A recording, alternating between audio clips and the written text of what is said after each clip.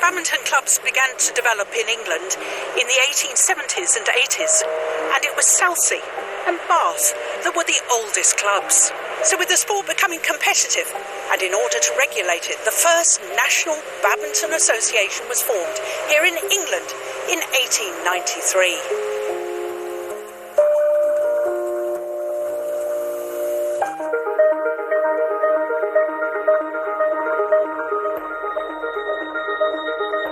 This is the framed picture of the start of the Bamton Association in 1893, and Colonel Doby put an advert in the Field magazine inviting all clubs to attend on September in 1893, and in the end 9 clubs turned up and they agreed to start the Bamton Association, and they also formed the first official rules of the game, which are very similar to the rules today.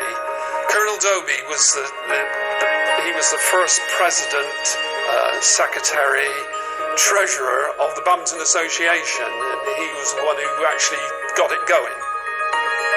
George William Fidel, and he was an instigator of composing the rules in India. He was a British civil servant there, and he eventually moved back to England, and he became the secretary of the Bamton Association in England from 1899 to about 1907. I believe that was a major change in the game of badminton. For the first, from 1863 until 1893, there were no rules, no regulations at all, and clubs just simply played friendlies in the country. And this was a major change. And that Bamton Association then sort of organised badminton in the world until 1934, when the IBF, the International Badminton Federation, was formed. So I think actually starting the association in 1893 was really the major thing in badminton. It's when it started to grow, be promoted.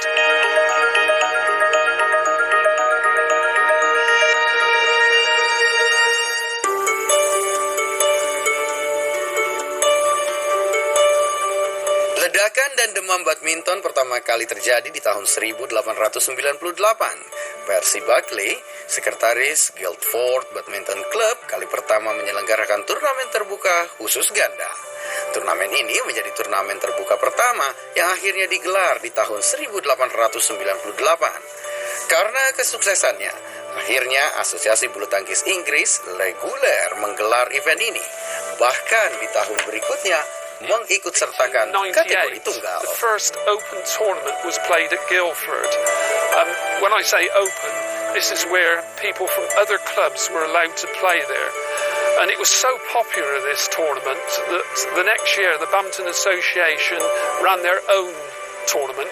For the first few years it was called the Association Tournament, and then it was called the All England. And one of the major things about the promotion and why lots of clubs wanted to join was because of the All England Badminton Championships. You see the number of clubs vastly increased as soon as the All England started.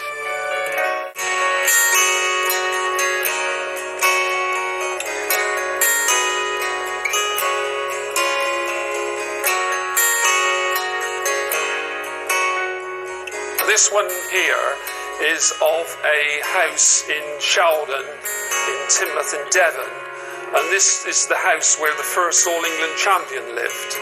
And we believe because they could practice badminton outside, this is why the Devon girls were so good. There was 4 of them in the final, and they never lost a game in the first All England right the way through. And you can see they're particularly good because you can see that they're doing jump smashes here and round the head action shots there in their long dresses. And this is actually Muriel Lucas here, who's actually playing. And she was so much stronger, she usually played at the back of the court. Quite a few of the photographs we have where she's playing at the back of the court. And there she is again there at the back of the court. And this guy here is Stuart Massey, who was the first All England champion. And this chap here is Ralph Nichols, and he is the last Englishman to win the All England.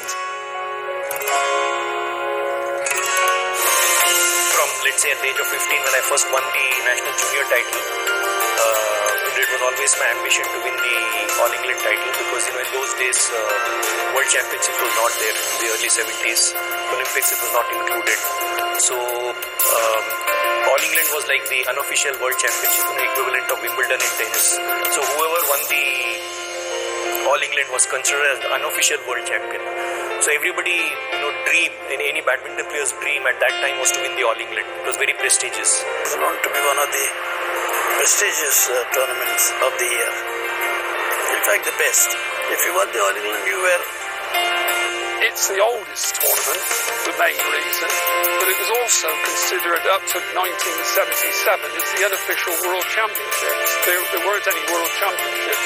So if you won the All England before that date, you were considered the best player in the world. Gelaran dua All England pertama biasanya disebut juga dengan Bamton Association Tournament, dan itu dianggap sebagai kejuaraan dunia tidak resmi sampai dengan 1977, di mana pada tahun ini International Badminton Federation meluncurkan kejuaraan dunia resmi yang pertama kali.